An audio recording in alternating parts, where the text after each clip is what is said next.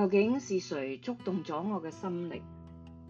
又是誰從灰塵中揀選咗我，使我有如此大嘅信心繼續前行？係佢。喺我風聞佢之前，原來佢已經喺我嘅生命中默默地祝福住我。曾幾何時，我問過世界上邊一種愛係永遠屬於我嘅？我嘅答案係家人嘅愛。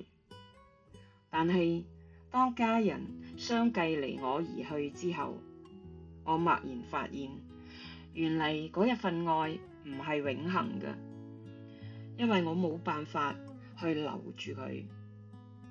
慢慢地，呢一份流失嘅愛就變成咗我無奈嘅思憶。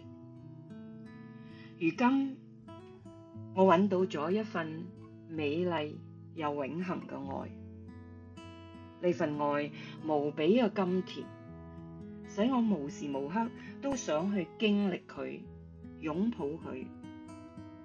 有愛同在嘅溫暖，猶如喺寒冬入邊行走喺戶外，雙手捧住一杯心愛嘅熱咖啡，暖流從手掌心一直傳到內心。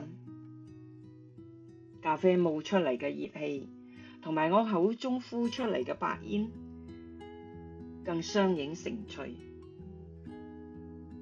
肉眼可見嘅氣息，讓我聯想到耶和華神用地上嘅塵土造人，將生氣吹喺佢鼻孔入邊，佢就成了有靈嘅活人。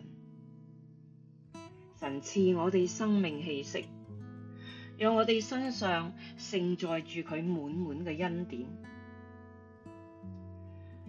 今日嘅咖啡特別暖心，不過我知道佢嘅溫暖唔會持久，所以我要緊緊捉住主嘅恩手，讓恆久而窩心嘅愛透過我嘅掌心，直達到我嘅生命。